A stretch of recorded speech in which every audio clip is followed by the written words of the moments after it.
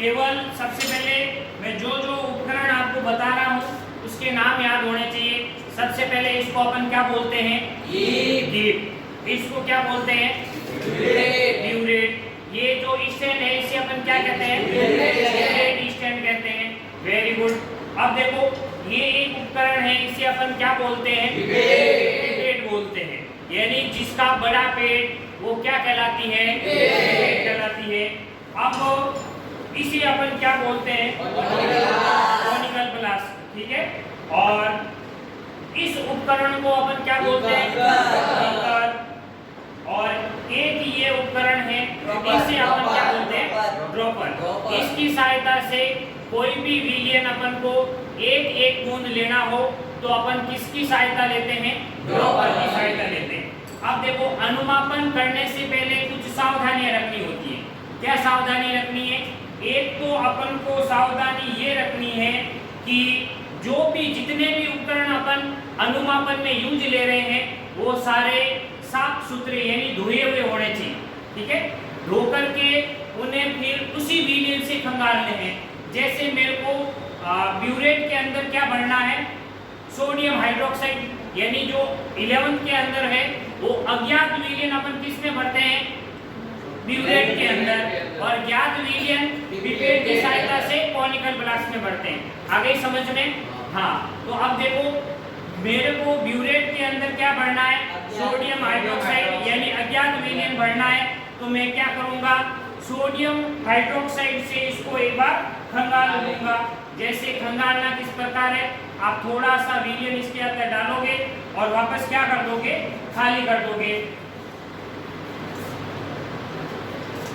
तो फिर इसके अंदर जितनी भी पानी की बूंदें होगी वो सब क्या होगी? उस विलयन के साथ बाहर आ जाएगी। आगे समझ में? चलो अब अपन सबसे पहले ब्यूरेट को भरते हैं।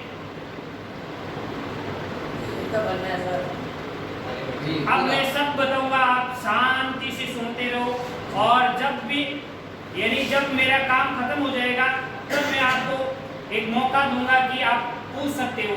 कोई भी चीज समझ में नहीं आई है तो आप पूछ सकते हो, लेकिन उससे पहले नहीं पूछना है।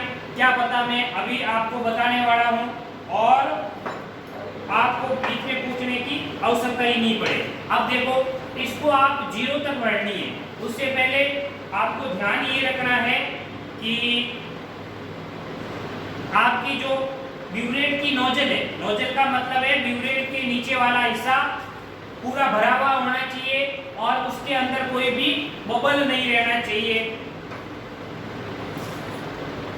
अब देखो बबल हटाने का तरीका है, आप इसको अचानक से क्या करो? खाली करो तो ये सारा नोजल है वो एकदम पूरी भर जाएगी और किसी प्रकार का क्या नहीं रहेगा? बबल नहीं रहेगा। अब फिर आप इसको 0 तक भर के सेट कर लो और ये जो कीप है उसी समय आप हटा लो। यानी जिस समय आप रीडिंग ले रहे हो उस समय जो कीप है वो ब्यूरेट के ऊपर नहीं दिखना चाहिए और जो आपकी ब्यूरेट है वो बिल्कुल सीधी लगी हुई होनी चाहिए। और जब भी आप पाठ्यांक चेक करते हो तो आप उस पाठ्यांक चेक करते हो तो आपको बिल्कुल उसके सामने सीधा खड़ा होना है। ये तिरछा नहीं देखना है। यूं तिरछा देखा तो आप रीडिंग गलत पढ़ सकते हो। जैसे मेरे को 0 वाली रीडिंग पढ़नी है तो 0 मेरे आंखों के एकदम सामने होना चाहिए। आगे समझ में? अब मैं इसको क्या कर रहा हूं? 0 तक एक बार व्यवस्थित कर रहा हूं और आपकी ब्यूरेट एक बिल्कुल सीधी होनी चाहिए। ठीक है।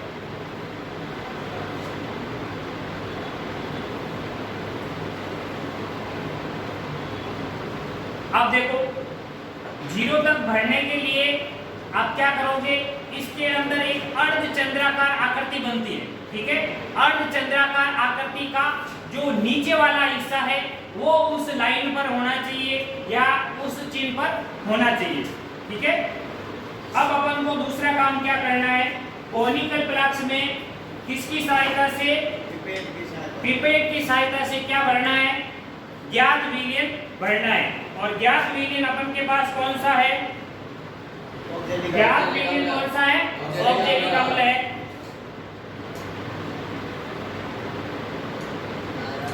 अब देखो, एक तो जब भी आप पिपेट भरते हो उस समय जो भी विलीन है वो आपके मुंह में नहीं जाना चाहिए, ये ध्यान रखना है। इतनी आपने प्रैक्टिस कर चुके हो कि ये विलीन आपके मुंह में नहीं जाएगा। दूसरा,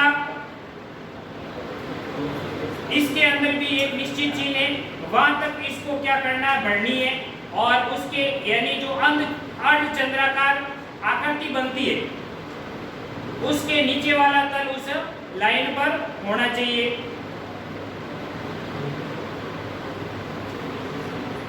और हमेशा पिपेट के ऊपर कौन सी अंगुली रखनी चाहिए, तर्जनी अंगुली रखनी चाहिए।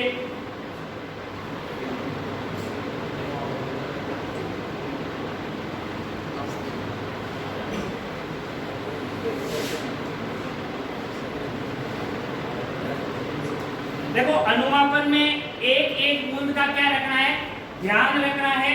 और आप क्या करोगे, बिल्कुल धैर्य के साथ कार्य करोगे, ठीक है। यदि आपने धैर्य के साथ कार्य नहीं किया तो आपके सही रीडिंग नहीं आएगी। अब देखो, इस पिपेट के अंदर आप कुछ बूंदे बची हुई है, वो बूंदे गिराने का एक तरीका है कि आप धीरे से कॉनिकल फ्लास्क के पेंदे में इसको टच करो, यानी पिपेट को टच करो, तो जो अंतिम बूंदे उसमें बची हुई है वो कॉनिकल फ्लास्क में आ जाएगी। फिर भी यदि नहीं होता है तो आप क्या करोगे, एक हाथ में इसको पकड़ के और दूसरे हाथ से क्या करोगे, इसे प्रेस करोगे, तो जो आखिरी बूंद है वो कॉनिकल फ्लास्क में गिर जाती है। अब इसके अंतर्गत कोई भी बूंद पिपेट के अंदर बची हुई नहीं है। फिर आपको क्या करना है, एक दो बूंद क्या डालना है, सूचक डालना है। और सूचक डालने के लिए अपन ने क्या किया है, यानी ड्रॉपर का यूज तो करना है, लेकिन सूचक का चुनाव करने के लिए भी अपन ने कुछ चीजें पढ़ रखी है, वो आप याद रखोगे, ठीक है। यानी जो विलीन स्ट्रॉन्ग होता है उसके विपरीत प्रकृति का सूचक अपन मिलाते हैं। कितना सूचक मिलाना है, एक या दो बूंद। चलो, अब अपन इसको थोड़ा सा, अब दूसरा आपको ध्यान रखना है कि नोजल से कोई भी बूंद नीचे नहीं गिरनी चाहिए, और जितनी भी बूंदें हैं वह कॉनिकल फ्लास्क के विलीन के अंदर सीधी गिरनी चाहिए। ऐसा नहीं कि कॉनिकल फ्लास्क के दीवार पर गिरे। यानी अनुमापन में आपको एक एक बूंद का क्या रखना पड़ेगा, ध्यान रखना पड़ेगा।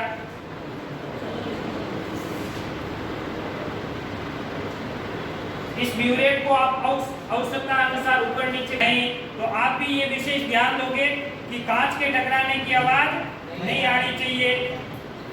अब देखो, कॉनिकल फ्लास्क में ध्यान रखो, जब भी पिंक रंग आए, पिंक कलर आए बता देना।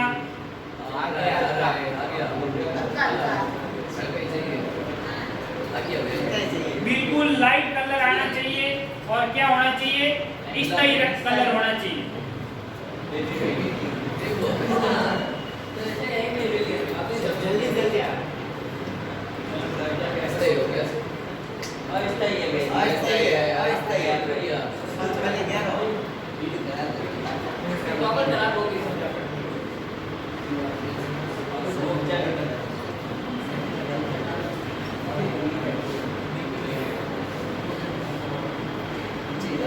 अब देखो, एक बार इसको थोड़ा रख के देख लेना कि इसका जो कलर है वह स्थायी है या नहीं है। यदि अस्थायी कलर है तो आप उसके अंतर्गत एक दो बूंद और डाल के चेक करोगे। जैसे ही अभी कलर चला गया है तो मैं एक बूंद और इसके अंतर्गत मिलाऊंगा।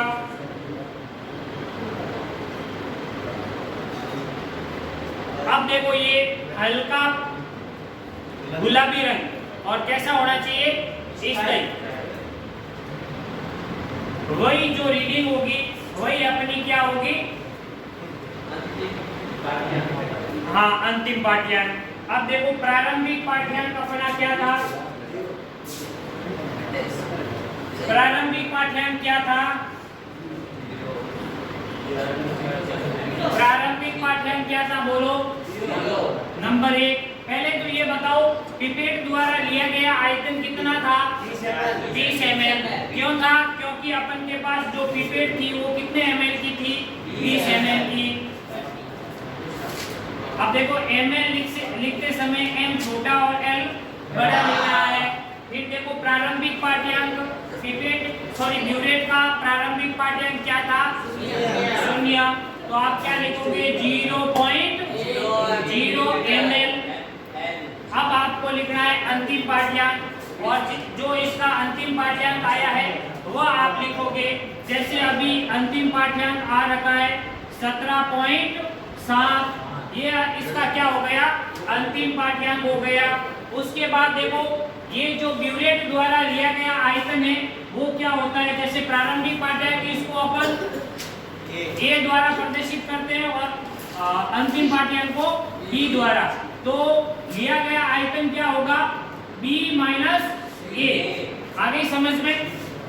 अब B माइनस A करो तो कितना आएगा यहाँ? 17.7 ml। हमेशा जो इकाई या यूनिट है वो सदैव आपको लिखनी पड़ेगी। आगे समझ में? अब दूसरी और तीसरी बार आप और क्या करोगे? रीडिंग निकालोगे। अब ध्यान ये रखना है कि जो पहली रीडिंग है वो हमेशा अधिक होनी चाहिए। उसके पीछे तर्क ये है कि पहली बार आप जब भी क्या कर रहे हो? रीडिंग निकाल रहे हो तो आपको पता नहीं होती कि कौन से पाठ्यांक पर आपकी रीडिंग आएगी। आगे समझ में? दूसरी व तीसरी बार आपको पता होता है कि यहाँ जाकर के आपकी रीडिंग आने वाली है। तो पहली रीडिंग तो हमेशा अधिक होती है और वह दूसरी तीसरी पहले से कम वह दोनों समान आनी चाहिए। जैसे कि पहली रीडिंग मेरी आई है 17.7, तो दूसरी व तीसरी कितनी आनी चाहिए? 17.5 ml और 17.5 ml क्या आनी चाहिए? रीडिंग आनी चाहिए। और जो 17.5 यानी जो दो समान रीडिंग है वही अपनी क्या होगी? वही अपना क्या होगा? सुसंगत आयतन होगा। आगे समझ में? यही कार्य आपको क्या करना है? लैब के अंदर करना है।